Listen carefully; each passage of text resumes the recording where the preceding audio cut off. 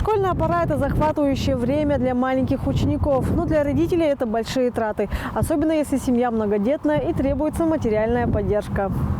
Канцелярские товары, письменные принадлежности, тетради, карандаши, портфели, школьная форма – это те необходимые вещи, на которые у многих многодетных семей просто нет средств. А детей собрать, к примеру, 4 детей непросто. Малогвардейцы Тувы не остались равнодушным и пришли в гости к второкласснику Никите, чтобы порадовать новым набором для школы. Хотели бы вручить Никите, он идет 2 класс, школьные принадлежности и вот такой костюм.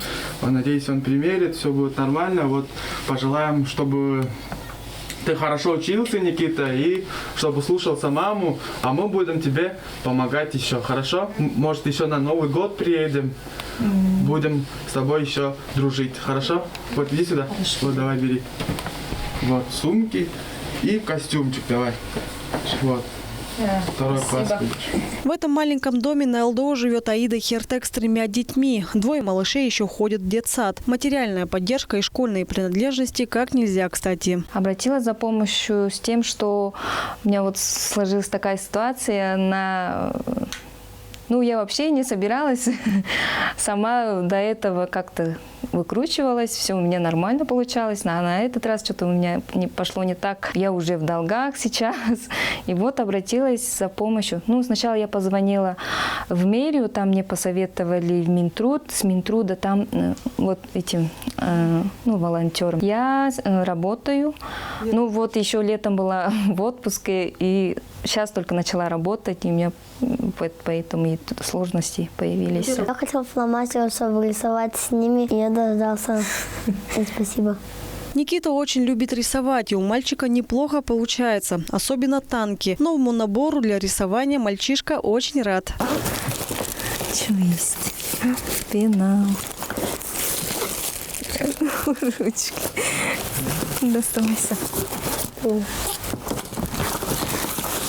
Что? Пластилин. Фломастеры.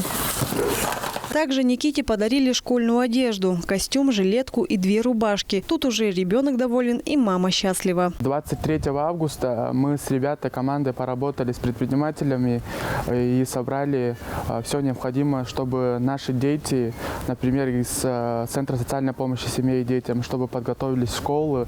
Это канцелярские принадлежности, тетрадки, дневники, ручки, краски, акварель, все необходимое. Вот сегодня мы передали, тоже период съездили, а также в гостях побывали у второклассника Никиты. В каждом населенном пункте на базе центров социальной помощи семьям и детям организованы пункты сбора помощи. Организована работа горячих линий по приему сведений о семьях, которым необходима адресная социальная помощь. То, что осталось, мы передали, получается, период, который находится на Байхакской. Там около 40 ребят, которым нужна помощь, и очень много неравнодушных людей, в том числе и сотрудники разных министерств, ведомств помогают, приезжают. Очень много добрых людей, и в том числе предпринимателям огромное спасибо, которые нам помогли. При проведении мониторинга выявлено 1702 семьи, в которых воспитывается 2753 детей школьного возраста, 230 первоклассников. Всего детей нуждаются 2983 ребенка.